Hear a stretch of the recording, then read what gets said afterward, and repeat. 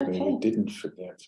And welcome everybody, file on in. We are today on day 3. And yes, I have a chicken on my lap. Farm life. Huh? Farm life. Yeah. I aspire to become a crazy chicken lady. So, Okay, I just don't want to get started until we're on the hour. miss out. So let's see what 79, 80 people. Wow. Hello, everybody. So yeah, just a few more seconds and we'll get started. Yeah, we're on the hour. Let's do it. So welcome everybody. We are on day 3. Yeah. Welcome. So share the screen, please, Thomas. Thank you. Yep, that's it. Welcome to day 3.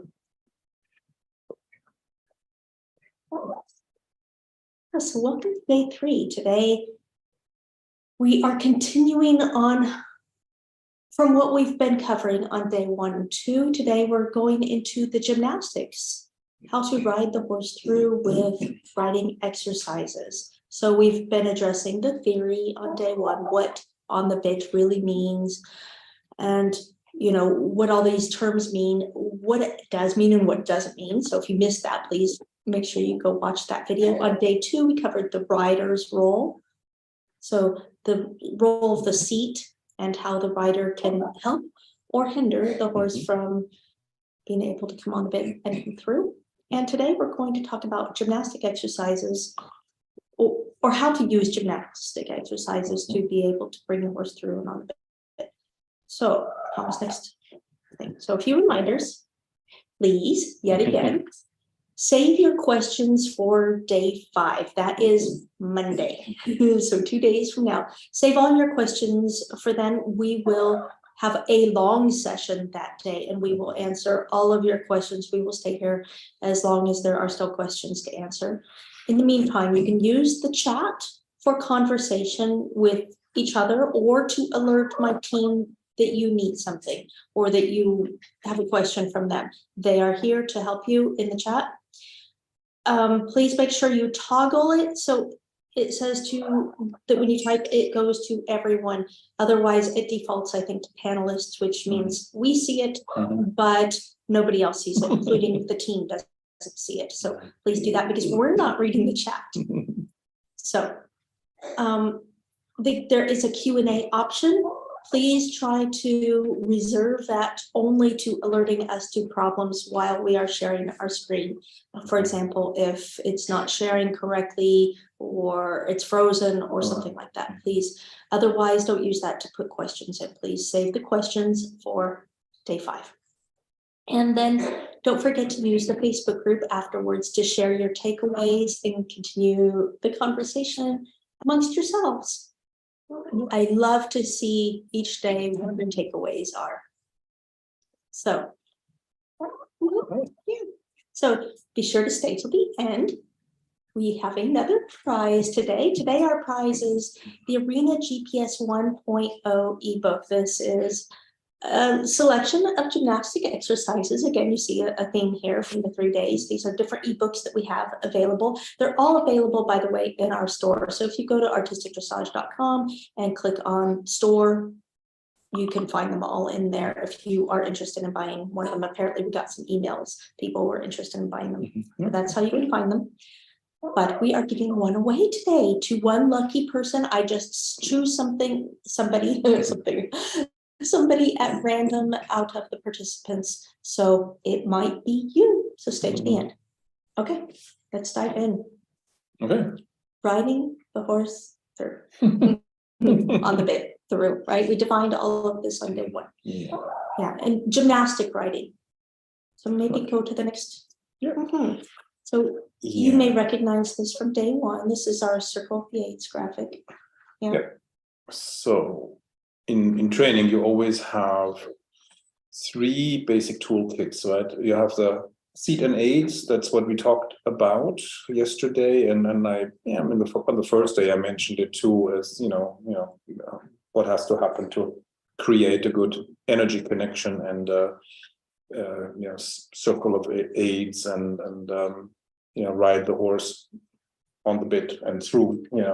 So, but then there's also the possibility that you can use arena patterns, and you can use movements, right? And out like these three toolkits, can be put together to create exercises that contain some movements and some arena patterns, and of course you communicate through the aids. So it's you have all three toolkits together, and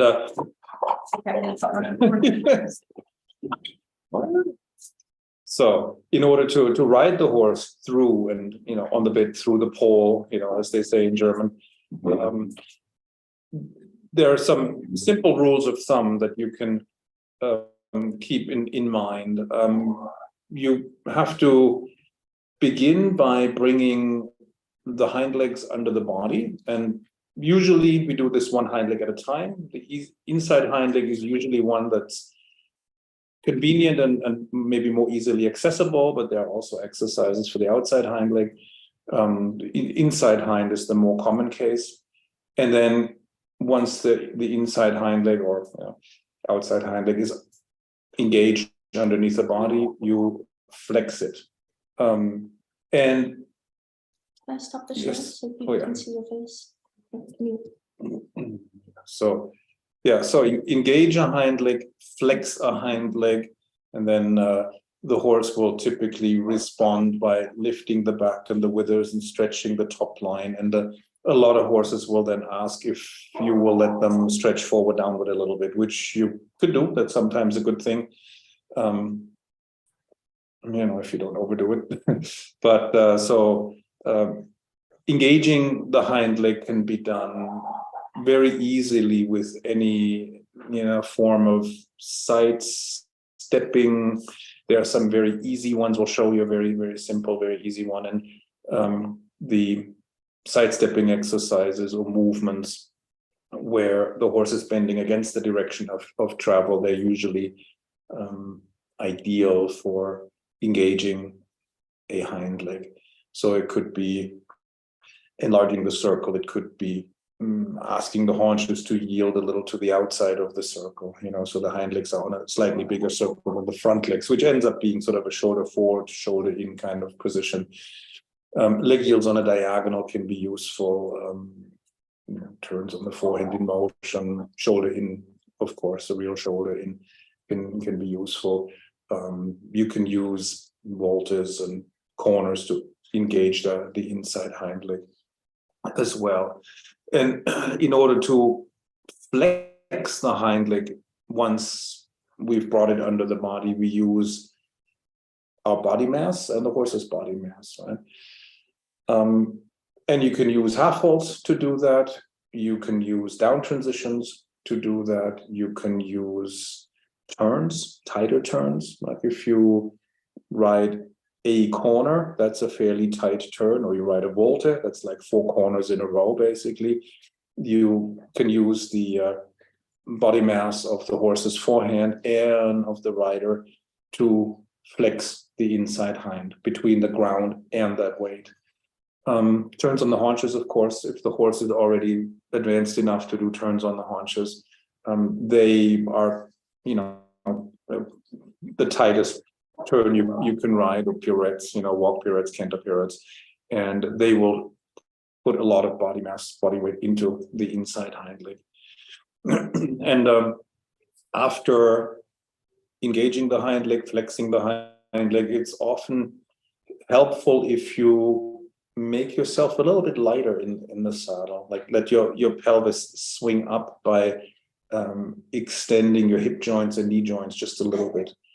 That allows the horse to lift the back, which they will usually try. Once you've engaged the hind legs, you've compressed the hind leg like a spring between the ground and the weight, the horse will want to extend the hind leg joints a little, and usually that results in a bit of a lifting of the back and the withers, and then a stretch of the top line, which then really leads to the horse trying to lower the neck a little bit and release the pole. So you get the stretch of the top line, and it can feel like you almost sit on a hill, on a mound, because you feel that stretch of the top line muscles, with the feeling that the pole is dropping. The horse releases the pole and it gets a little lower. Because it relaxes, not because the horse is ducking away, but because it softens and relaxes. Exactly. The country always likes to say the horse's head then hangs like a chandelier, so that kind of describes that pretty well. The head hangs because the pole is relaxed. Yeah. Whereas when the back is tight and the horse is above the bit, then the head comes up and back, or the pole comes up and back towards you, and then the underneath sticks out. And the horse is holding the head up rather than letting the head hang. Yeah, and when the hind legs are supporting the body mass, the back lifts up, the withers lift, the top line stretches, then you get the feeling that the pole drops and it goes a little forward and down and away from you. And even if you're piaffing and the horse goes in the maximum elevation, there's still this feeling that the pole wants to kind of drop forward and down, and then because it's relative. I'm sorry, because it's relative to the withers rising, the back and the withers coming up. Yeah, the lifting of the withers creates this stretch in both directions, and you can allow the horse to stretch forward downward, and they will go at least to a certain point. Yeah, they will lower the head and neck. And a lot of horses will discover that stretching forward downward feels good after sitting a little behind, and some horses only discover the forward downward stretch after they've engaged the hind legs and flexed the hind legs, because maybe of their conformation they usually would never go that way, they would never move that way. But that stretch of the top line, a little bit of a lowering of the neck, feels good to the horse. It brings a little bit of a relief to the hind legs, and then you can play with that. You can engage the hind leg and you can flex them and let the horse come up in front. You can create a relative elevation. The withers come up, and then the neck will stretch forward upward with that released and relaxed pole. And from there, you could allow the horse to stretch a little, even if it's just for half a circle. It doesn't have to be all the way to the ground. You have all these, degrees of stretching and forward downward stretching that you can allow the horse, and then you can put the horse back together, engage the hind legs some more, let the front end come up, and so on. And so this combination of engaging, flexing, letting the forehand come up, stretching a little bit, and so on, that's a really good way to strengthen the top line muscles, develop the top line muscles, and it works the hind legs and the core muscles, belly muscles of the horse as well. So that's the basic principle. Engage a hind leg, flex the hind leg, and then allow the back to rise a little bit with your seat, allow the withers to come up, and that you can come up with a million different exercises that do that. Yep. Before we move on to actually showing you an exercise that we want you to then go ride for your homework, there were some comments people weren't really understanding the term through. So maybe, even though we addressed it a little bit on the first day, maybe we should go ahead and go a little bit more in depth into what throughness really means. Yeah. Different people mean different things by it. Sometimes it just means the neck is round and the head is down. Some people refer to it as that, yeah. But it's not how we define it, right? And that's not all. They may refer to it as that, but they're missing out on a whole other component of what it really means. Yeah. So in German, there's this term Durchlässigkeit, which means permeability. It's a better term. I've never liked the term throughness, really, but it's especially in the US, it's such a common term that everybody uses. I don't mind the term, and to me it means the same thing. Yeah. And I had trouble with that term because for the longest time I didn't really know what does that mean, throughness. It means nothing really, it means It's not a real word.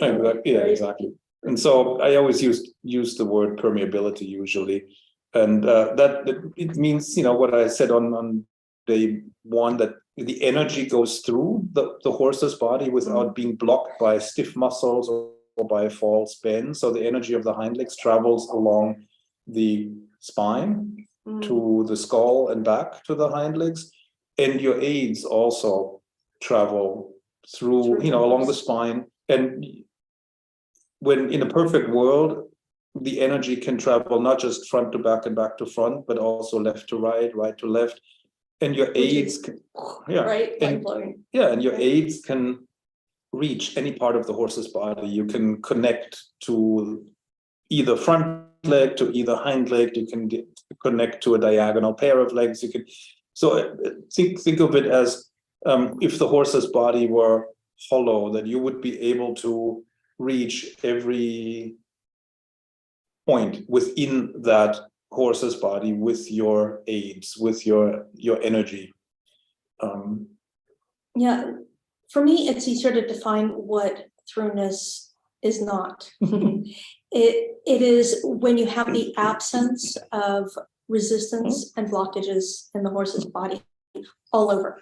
When all of the blockages and resistance has been removed, then you have true throughness. And as a result, then the horse is really correctly, absolutely correctly on the bit. And it's a little bit like a unicorn. So it's a mythical beast that we all hunt all the time, and you get glimpses and you have moments where you feel like I'm almost there, and then, you know, something comes up and then there's a little loss of balance. The horse braces somewhere, or he gets a little crooked and then he braces somewhere else, and then so you have to restore it again, you know. So it's an ideal that you feel like you never completely achieve. You can get close to it, you know, but that's the direction in which you want to travel kind of with your horse. And you're constantly every day helping to balance and to straighten and to supple, because that removes these muscle blockages that prevent throughness, right? So that's why it's like a lifelong job, really, always to go hunting for muscle blockages. Which body part is not connected? Which body part can I not reach yet? And, you know, where does the energy exit because the horse is hypermobile, you know, that sort of thing. So that's like you know. Yes, you're always working on this. It's the beauty of it, that you always can be polishing this. It's not that something's wrong if it's not perfect, because perfection is elusive. Yeah. Exactly. You just take delight in being able to work on this and have better and better understanding and tools to be able to work on it with. Yeah. Let's go to the exercise, huh? Yeah. So, and like I said, there are a million different specific exercises that you can use to implement this engage and flex and allow. But with our challenges, we always try to find something that's simple enough that almost everybody can ride that, and that you can do with their horse, trot or canter. Yeah, exactly. Yeah. So that you don't need a highly advanced horse, or you don't have to be a very experienced, you know, trainer or advanced rider to do it. So this is a very simple combination of two things. So you ride a 20-meter circle, and somewhere on the open circle side, you enlarge the circle for 2 strides. That used to be called the first test of the inside hind leg in the Spanish riding school. And afterwards, you apply 2 half folds with the outside rein when the outside hind leg is on the ground. That used to be called the first test of the outside hind leg. These are super basic actions or, you know, aids, but extremely important. They occur all the time. In terms of the timing of the aids, you apply the enlarging aid when the outside hind is down, the inside hind lifts up, and you can swing your pelvis a little to the outside, because when the outside hind is down, the ribcage of the horse will swing out, and you accentuate that movement of the ribcage to the outside, and that movement of your pelvis transmits itself to your inside leg, which means your whole inside leg hugs the horse a little bit, and you can give a little impulse with your inside lower leg when that inside hind leg lifts up, and you direct that inside hind leg in front of the outside one, and so then the horse actually moves over. It's a form of a leg yield. Yeah, so I was going to say this. Yeah, so the horse yields from the leg to the outside, from the inside leg to the outside, and of the circle. The formal version, that you introduce to the horse is written in 2 strides, and you want the horse to move 1 horse's width over, so 2 feet, 60 centimeters, whatever, however wide your horse's belly is. That's how far you move over 2 strides, 1 horse's width, right? Later, you can reduce that. You can ask the horse for the enlarging, but the main purpose of it is usually to shift the weight off the inside shoulder to the outside pair of legs. And sometimes it's all you need. Then you don't need to leave your line of travel. You just want the horse to shift the weight to the outside to get a better bend. For example, if you're going in the stiffer direction where the horse kind of leans on the inside shoulder and then maybe counter bends, you can send the horse over, take the weight off of the inside shoulder, move it to the outside pair of legs, and then the horse starts bending a little bit. And at the same time, you're sending him really from your inside aids into the outside aids. So that's how you can create a contact on the outside rein, basically, right? I just wanted to say, if you've been told to ride the horse from the inside leg to the outside rein, this is how you do it. This is how you accomplish that. Because many people say, you need to ride the horse from the inside leg to the outside rein. It's like, okay, great, but how? How? What do I do to do that? And so, pardon the chicken, she's going back to bed. Yeah. So 2 strides, 1 horse's width to the side. You think of taking the horse with your body, so you stay vertical, but you swing over with your whole body. Your pelvis swings to the outside, your upper body stays vertical, and that creates an inside leg aid, basically. And of course, you could add a touch of the whip or a touch of the lower leg. You can add a touch of the spur if you need to, but sometimes just swinging over there and then letting that movement travel down your leg is enough if you have a sensitive horse, right? After these 2 strides, you give a little half halt on the outside rein when the outside hind is down. So it's really the same moment in the footfall sequence for the enlarge and for the slow down. And the effect that you want to create with these 2 half halts could be slow down or could be shortening the stride. But we learned that from our teachers, enlarged, slow down. And this slow down creates a flexion of the outside hind leg. And after these 2 half halts, the horse is ready for a canter depart, for example. Like if you do this in the trot, enlarge, slow down, and canter would be the next thing, right? Then you can just... Or you could do a lengthening. That's another good thing you could do. It sets the horse up well for any number of things. But canter is often really good after that. Yeah. Do you want to talk a little bit about how this impacts the horses? Because we talked about balance, straightness, and suppleness. So why this impacts the balance, the straightness, and the suppleness, and how that brings the horse on the bit? It's especially helpful in the stiffer direction where the horse leans on the inside shoulder, because it improves the lateral balance, right? When the horse is crooked, they're laterally unbalanced, and they're more or less on the forehand too.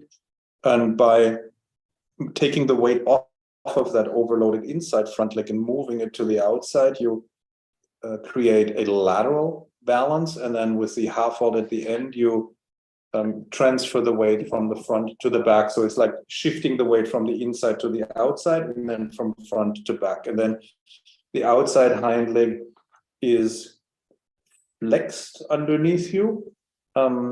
In turns, the outside hind leg has a bit of an anchoring function. If you have a good connection to the outside hind, then your horse's legs can stay vertical to the ground rather than the horse leaning in and turning like a bicycle.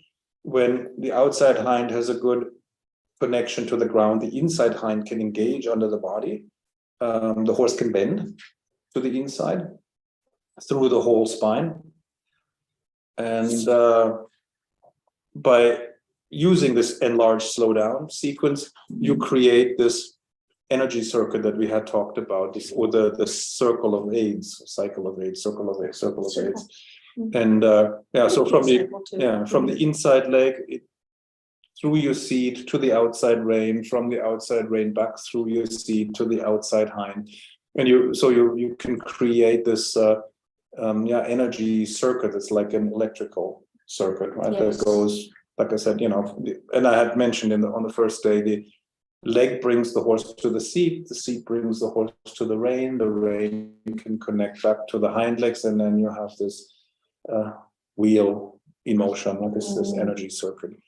So this exercise is brilliant. It's super simple, but it's something you can use for a countless number of things. Yes. Right? Really, as a preparation for all kinds of things, for movements, for transitions.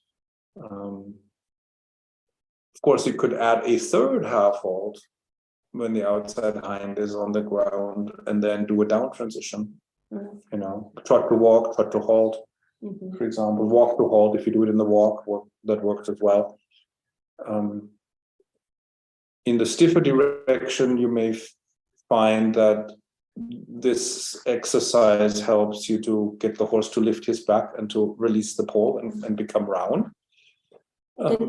As far as balance, it enables the horse to take the weight off of the inside shoulder, so it affects straightness too, but that affects balance. So you take the weight off of the inside shoulder, bring it into the outside pair of legs, but this enables the horse then to be able to step under with the inside hind leg and to lift the withers. The two work together. You can't do one without the other. So you need both of these together to be able to lift the withers and get that long stretch of the neck that you're looking for. One thing I should mention as a caveat is that when you're going in the stiffer direction, the horse will potentially try to swing the haunches out faster than the shoulder, and they need to go out at the same time and the same distance, otherwise they get crooked, right?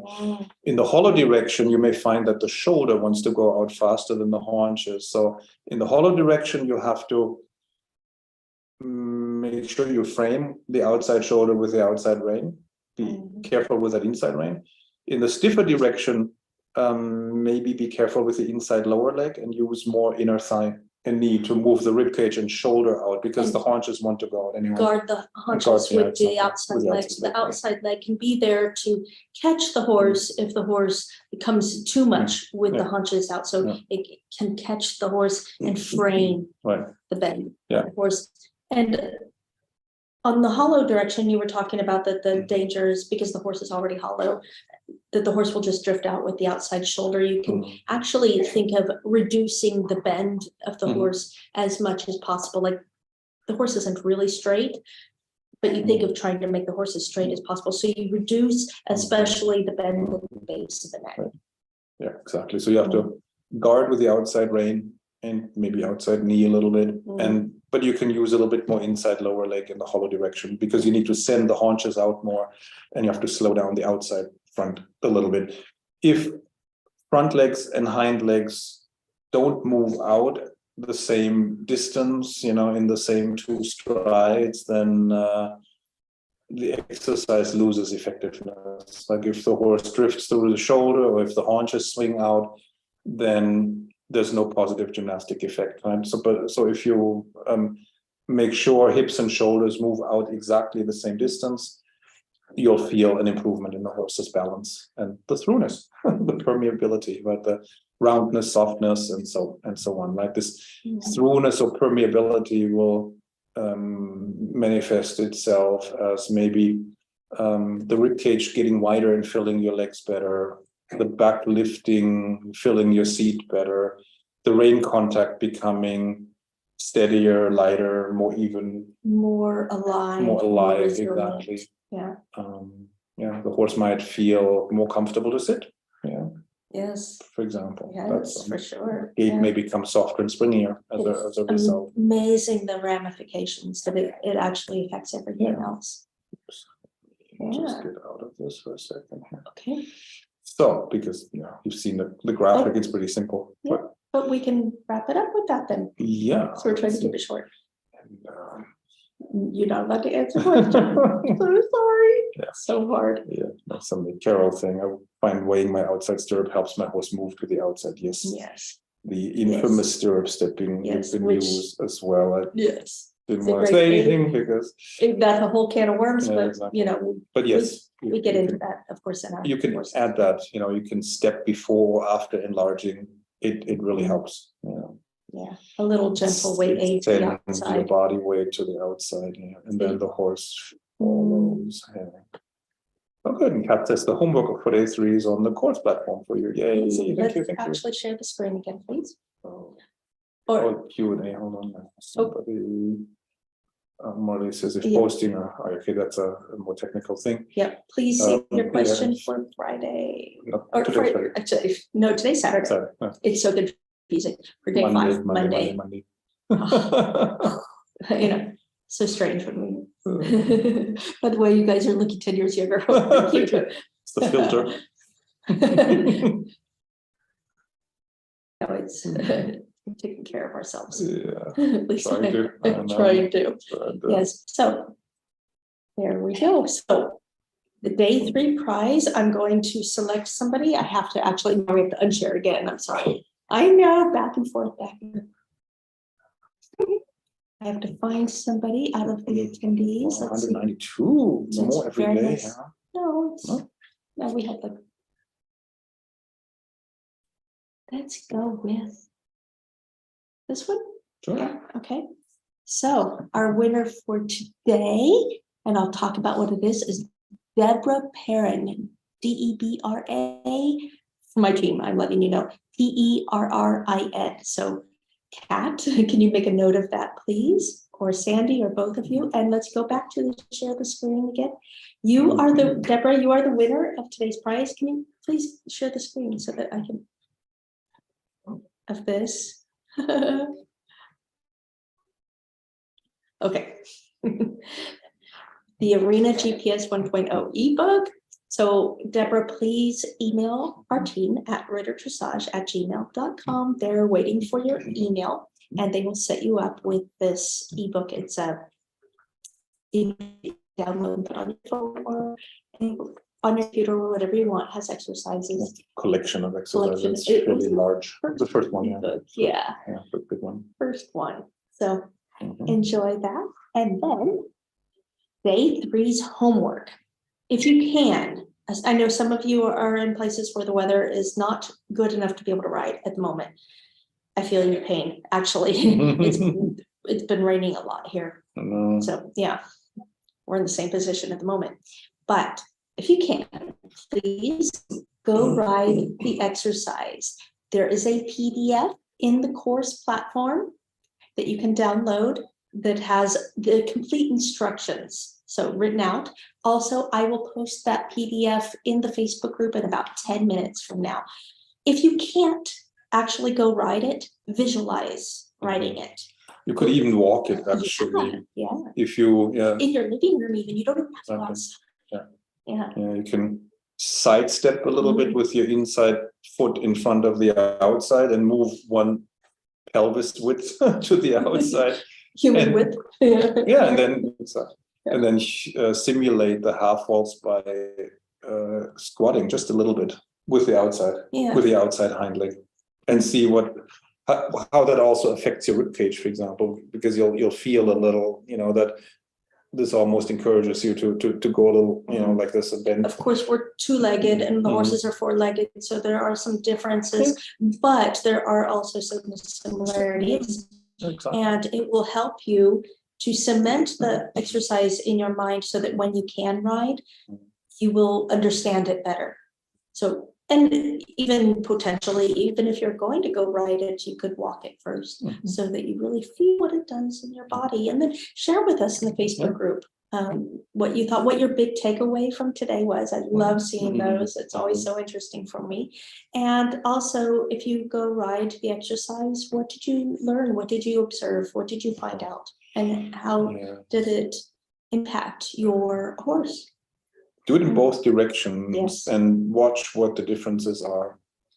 Be curious. Exactly. So, Creative, you know, playful. does it make your horse better? Does it make him worse? Does it make him stay the same? Mhm. Does it feel more effective in one direction than the other? You know? And do it more than once. Do it at least 3 times in both directions too, because you need to give the horse a chance to figure out what you're asking. Yeah. So the first time the horse might not understand, you may be fumbling, you know, you have to figure it out, both of you, you and your horse. So give yourself and your horse at least 3 reprises, right? 3 times. 3 3 repetitions. reprises. I know. I realized once I said it. The Spanish writing Yes, thing too. yes. Our teacher, Carl McCulca from the Spanish writing school, used to drill us and all these things, of course, you know, it's, yeah. Then everybody join us tomorrow for day 4. We're going to talk about how to bring all of this together to ride the horse correctly from back to front, to bring together the theory, the role of the seat, and the gymnastic work of the horse, and how these 3 actually work together to bring your horse through on the bit, nicely connected and with good contact.